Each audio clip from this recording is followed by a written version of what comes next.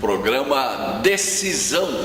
Decisão, um programa da comunidade evangélica de Porto Alegre, que graças à oportunidade que vocês nos dão, mais uma vez quero refletir convosco a respeito de alguns elementos fundamentais da fé cristã.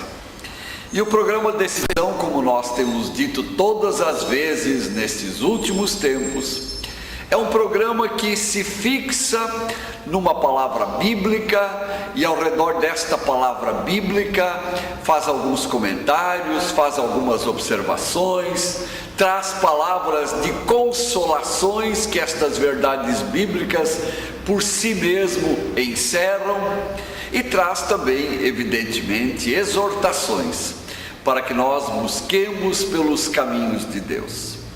Eu fico cada vez mais impressionado como a palavra de Deus, como a Escritura Sagrada tem o poder de nos mostrar a nossa realidade como seres humanos, e como esta palavra de Deus, a Escritura Sagrada, tem o poder de nos colocar nos trilhos que Deus previamente estabeleceu para que por ele nós andássemos, não como que manietados, não como marionetes, mas para que nós experimentemos a plena e total liberdade, a libertação.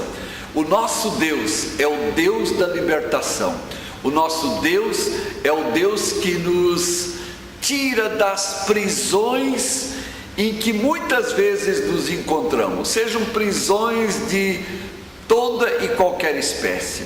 Ele veio para nos libertar.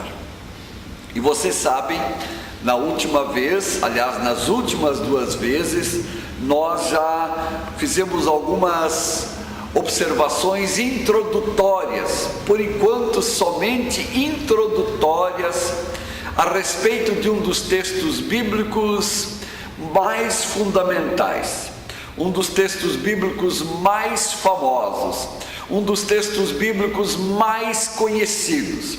Interessante, conhecido não só no âmbito do cristianismo, mas conhecido também fora do mundo cristão, e por pessoas que conscientemente, publicamente têm dito: eu não sou cristão, mas esse texto bíblico me cativa, esse texto bíblico me toca, esse texto bíblico eu tenho guardado no meu coração.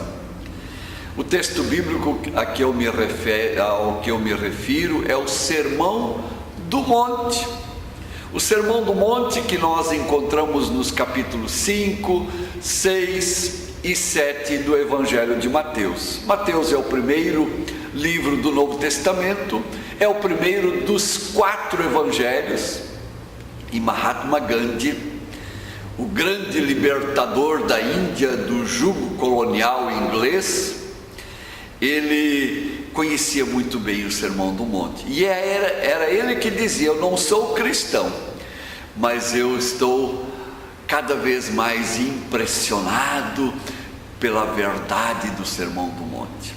E dizem os seus biógrafos que ele sabia de cor estes 3 capítulos, e vira e mexe ele os citava em suas andanças libertárias, em suas andanças onde ele comunicava a conquista, a libertação do seu povo através da não violência. Através da não violência. Aliás, um fato muito importante para os nossos dias. Mahatma Gandhi foi o grande iniciador das passeatas, Mahatma Gandhi foi o grande iniciador das manifestações públicas, e sempre no seu tempo, lá nos anos 30 e 40, havia aqueles que queriam apelar para a violência, para a banalização do ser humano, para o vandalismo, e ele convidava as pessoas para que se manifestassem, e se manifestassem de fato, porque a realidade do seu tempo assim o exigia, mas que se manifestassem ordeiramente, bem claramente, mas ordeiramente. Então parece que tem alguma coisa a ver com os nossos tempos. Volto ao texto bíblico que eu digo que é um dos textos fundamentais, o Sermão do Monte. Quero repetir, Mahatma Gandhi conhecia o texto bíblico. Esse texto, que é um dos textos mais famosos em todo o mundo, é também simultaneamente um dos mais enigmáticos que há em toda a Sagrada Escritura. E eu continuo na introdução, querendo animar a vocês, para que vocês, depois deste programa, peguem as suas Bíblias, mesmo que estejam familiarizadas com a Bíblia ou não, e leiam os capítulos 5, 6 e 7 de Mateus. Ali vocês enxergarão, vocês se defrontarão, vocês serão confrontados com o suprassumo do ensinamento de Jesus. Jesus, no Sermão do Monte, ele fala do fruto que Deus quer ver na nossa vida como expressão da nossa fé. Não um texto que nos leva à fé, mas um texto que demonstra a fé. Não um texto que é o meio de alcançarmos alguma coisa, mas o texto que revela as características daquela mulher e daquele homem que já foram conquistados pela graça de Deus. Fala do fruto que Deus quer ver na vida dos seus seguidores. Fala não do fazer, mas do ser. Há uma religiosidade que é abundante no território verde e amarelo, que diz que nós precisamos fazer coisas por merecer, nós precisamos desenvolver coisas para merecer, nós precisamos, pelas nossas próprias forças, conquistar um determinado nível. E a Bíblia não tem este ensinamento. A Bíblia não fala do fazer para conquistar alguma coisa. A Bíblia fala daquele que foi conquistado pela graça e pela misericórdia, pelo amor e pela piedade de Deus, que este agora é chamado a ser. O Sermão do Monte fala não do serviço que eu sou chamado a manifestar, mas do caráter que eu sou chamado a expressar. O Sermão do Monte fala não da religião que eu sou chamado a assumir, mas fala dos princípios práticos. Fala do discurso não, mas fala da vida sim. Às vezes nós nos contentamos com as exterioridades, quando na verdade aquilo que é o fundamental, aquilo que é o determinante é o nosso ser. O Sermão do Monte, eu preciso repetir, fala não dos frutos que os outros são chamados a produzir, mas dos frutos que eu pessoalmente sou chamado a manifestar. Às vezes a gente se preocupa demais com os outros. O outro devia ter ouvido esta pregação, pastor Douglas. O meu marido devia ter estado na igreja, ele precisa ouvir isso. O meu pai, o meu filho, o meu sogro, a minha sogra, o meu genro, a minha nora. Sempre nós esperamos que o outro expresse determinadas coisas, manifeste determinados frutos. O Sermão do Monte, ele confronta a ti e a mim. Se tu preferires, o Sermão do Monte confronta a mim e a ti, para que nós nos enxerguemos, em primeiro lugar, como aqueles onde Deus espera ver determinados frutos. O Sermão do Monte fala não de leis, não de pesos, mas fala sim das expressões da graça de Deus. Fala daquilo que naturalmente escancara-se na vida de uma mulher e de um homem marcado por Deus, de alguém que é pertencente a Jesus, de alguém que é um discípulo de Jesus, de alguém que é um seguidor de Jesus, de alguém que carrega o nome cristão, cristã. O Sermão do Monte fala não das exigências que Deus tem para a nossa vida. Eu gostaria de dizer, Deus na verdade não tem nenhuma exigência. Ele não nos embreta jamais. Ele não nos coloca contra a parede, nunca, nunca, nunca. Ele sim, Ele nos lembra daquilo que em vez de exigência se transforma numa santa obsessão.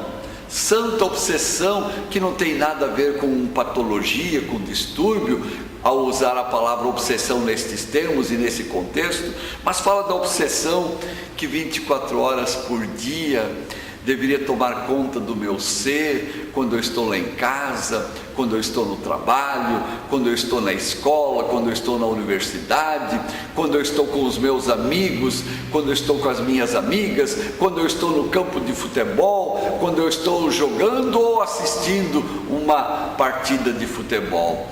Fala sim do meu desejo de andar como quem está ao lado de Jesus. Fala do meu desejo como aquele que reconhece, Jesus está ao meu lado, Ele está ao meu lado e é Ele que vai me capacitar para viver o fruto que Deus tem reservado para a minha vida. Deixe-me fazer uma pergunta, estimado telespectador. Parece muito isto que o Sermão do Monte diz? Parece muito isto que nós estamos dizendo? Ou parece pouco? Não se preocupe com isto. Não se preocupe com isto, mas se preocupe isto sim, em lembrar que se parece muito, deve ser lembrado que nenhum de nós, nem eu, nem tu, nenhum ser humano, por mais santo que for, e eu sei que entre os meus telespectadores existem muitas mulheres santas, existem muitos homens santos, santos porque foram santificados por Deus, mas nenhum de nós, por mais santo que seja, é capaz de produzir sequer um dos frutos que são listados, que estão presentes no Sermão do Monte. Os valores do Sermão do Monte, os princípios do Sermão do Monte, os frutos do Sermão do Monte, eles são a expressão da atuação do Espírito Santo na minha vida. Jamais são produção própria, jamais levam a minha marca, jamais levam o meu carimbo, jamais levam a minha identidade. Os frutos do Sermão do Monte são a identidade do próprio Deus. Os frutos do Sermão do Monte são as próprias marcas de Deus na minha vida. E pela minha vida se manifestam como as marcas daquele que os capacita a existirem, que é o Espírito Santo. Nós vivemos num tempo onde falar do Espírito Santo é cair em extremismos. Nós vivemos num tempo em que pessoas têm malbaratada a terceira pessoa da Trindade, o Espírito Santo. E vivemos num tempo também onde segmentos expressivos da cristandade brasileira e da cristandade mundial se esquecem que é somente pelo poder do Espírito Santo que nós temos as condições de viver vida cristã, de manifestar, de expressar, de deixar jorrar dentro de nós aquilo que é característico do próprio Deus. A santidade, uma outra palavra sinônima à expressão, à manifestação do fruto do Espírito, ao fruto do Sermão do Monte ou ao fruto do Espírito Santo, só é possível pelo próprio Espírito Santo. O cristianismo não é uma religião, o cristianismo é uma relação. O cristianismo não é uma codificação de dogmas doutrinários, simples ou complicados, sofisticados ou simplórios. Não, o cristianismo é sempre uma relação, a relação de Deus com o homem, a relação de Deus com a mulher, a relação do Deus que desce dos céus e que quer fazer da nossa vida o seu templo, o seu tabernáculo, a relação do Deus criador de céus e terra, que enviou o seu Filho para nos comunicar a verdade, e que enviou o seu Filho para nos decodificar aquilo que nós não tínhamos condições de entender quando os profetas vieram ao nosso encontro no passado, e que Jesus agora, de uma maneira muito clara e muito evidente, manifesta na sua própria cruz do Calvário, expressando assim aquilo que é o determinante. E é este mesmo Senhor Jesus que volta aos céus e que manda o Espírito Santo. O Espírito Santo, o grande capacitador, o Espírito Santo, o grande fomentador, o Espírito Santo, o grande criador, o Espírito Santo, o grande gerador.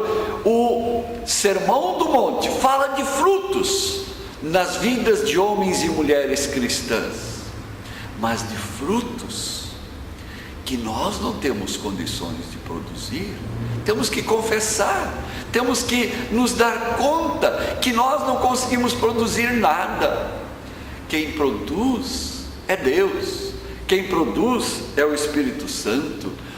Nós precisamos rogar que o Espírito Santo venha e nos capacite para a manifestação destes frutos, ou deste fruto, tanto faz se é singular ou plural, como queiram.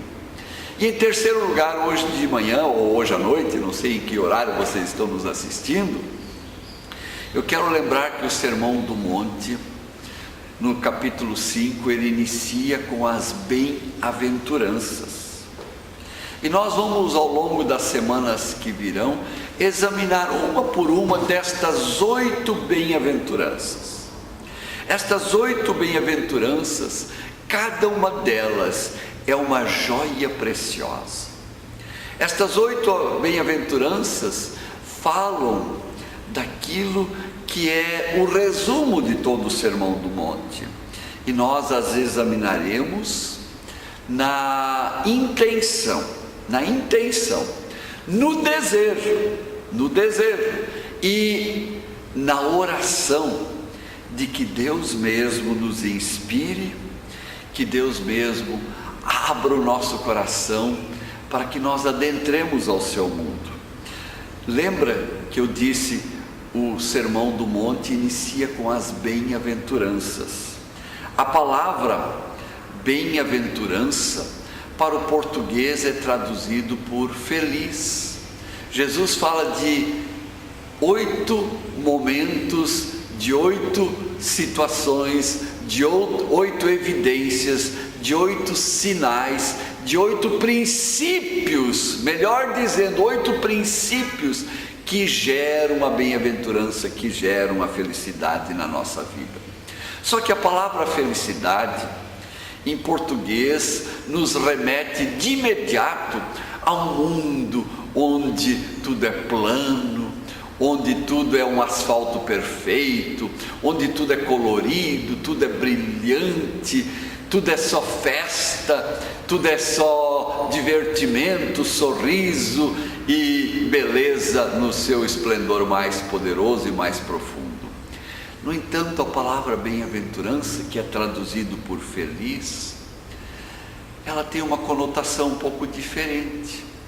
Feliz na Bíblia é aquele homem que reconhece a presença de Deus e que sabe que Deus está com ele, que Deus está com ele em pastos verdejantes, que Deus está com ele em meio às águas refrescantes, mas que Deus está com ele também quando ele anda no vale da sombra e da morte. Felicidade não é um estado de euforia.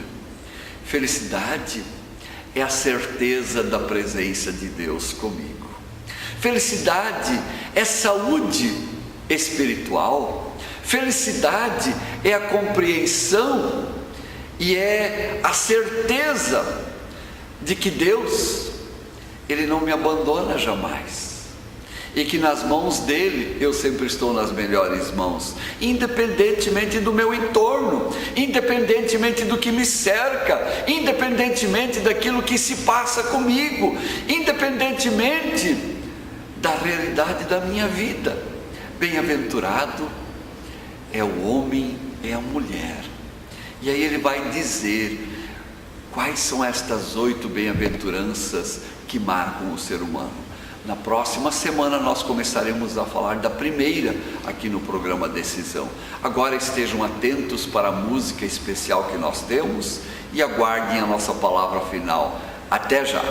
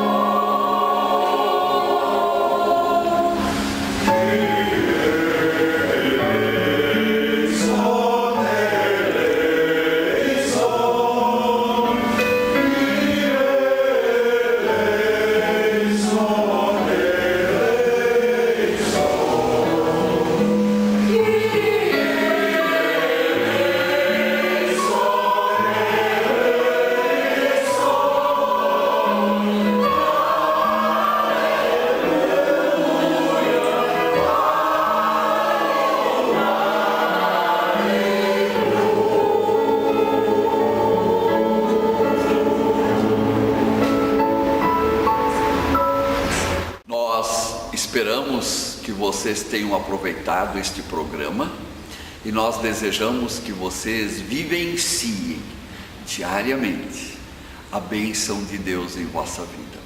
Então eu digo mais uma vez, que o Senhor Deus vos abençoe, que o Senhor Deus erga sobre vós a sua mão, que o Senhor Deus vos dê a sua paz. Em nome do Pai, do Filho e do Espírito Santo. Amém.